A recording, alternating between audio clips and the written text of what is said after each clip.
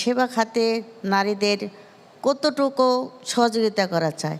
সরকারি এবং বেসরকারি সকল সেক্টরে চাইল্ড কেয়ার সেন্টার করুন। যে ব্যাংকগুলো যদি বৈধ ওয়ার্ক অর্ডার দেখে আমাদের 48 ঘন্টার মধ্যে একটা লাইন অফ ক্রেডিট নিশ্চিত করতে পারেন, আমার ধারণা আমরা অনেক সুযোগ হাতছাড়া করব না এবং সেই সক্ষমতা আমাদের আছে। আমি চ্যালেঞ্জ করছি। আমরা ফার্স্ট রাউন্ডের আলোচনা শুনলাম।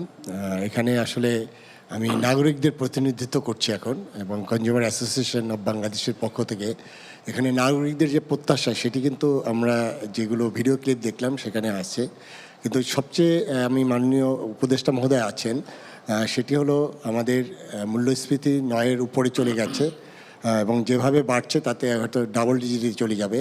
এদিকে কিন্তু আমাদের গ্রোথটা কিন্তু আপনার 4 থেকে 5-এর ঘরে, আমাদের IMF থেকে শুরু করে আমাদের যেটা বলা হচ্ছে, এটা যেমন একদিকে অর্থাৎ যে আমাদের ইকোনমির সাইজ কিন্তু মূল্যস্ফীতির সাথে যদি কম্পেয়ার করি তাহলে আস্তে আস্তে কিন্তু ছোট হচ্ছে।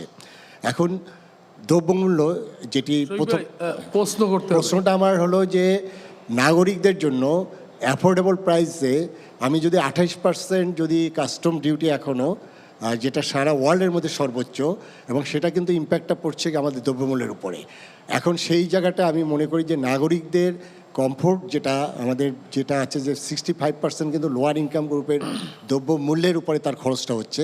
সেই জায়গাটা আসলে এই সরকার বাজেটে কি রিফ্লেকশন আনবে, যার ফলে আমরা একটু অ্যাফোর্ডেবল প্রাইসে আমাদের কনজিউমারদেরকে স্বস্তি দিতে পারবো। ধন্যবাদ। আমরা একজন নারী উদ্যোক্তা আছেন, ওনার কাছে শুনবো ওনার প্রশ্ন বা ওনার প্রত্যাশা। আমি এসেছি রংপুর থেকে। আমি নীতি নির্ধারকরা আছেন এখানে। আমি আসলে সরাসরি প্রশ্ন না করে আমি আমার সুনির্দিষ্ট কয়েকটা দাবি করতে চাই প্রান্তিক উদ্যোক্তাদের পক্ষ থেকে।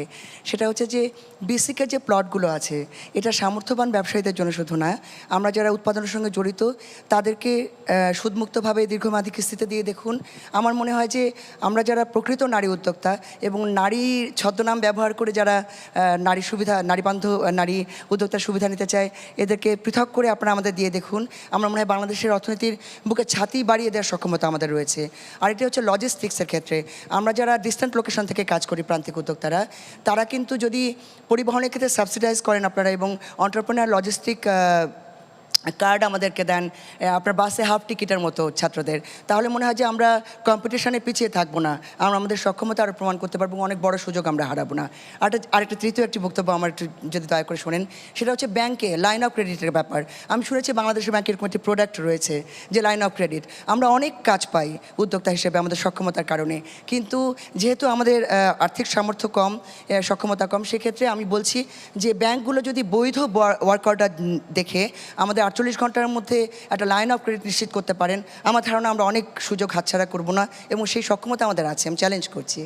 এবং আরেকটি ছোট প্রসঙ্গ প্লিজ, যে নারী হিসেবে একটি নারী বান্ধব পরিবেশ তৈরি করার জন্য সরকারি এবং বেসরকারি সকল সেক্টরে চাইল্ড কেয়ার সেন্টার করুন।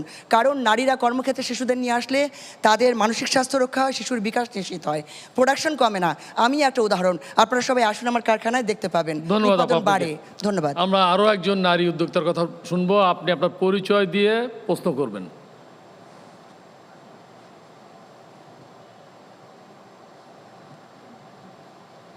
আমি সীমা সাহা, সাভার সীমা জেনারেল হাসপাতাল অ্যান্ড ডায়াগনস্টিক সেন্টার।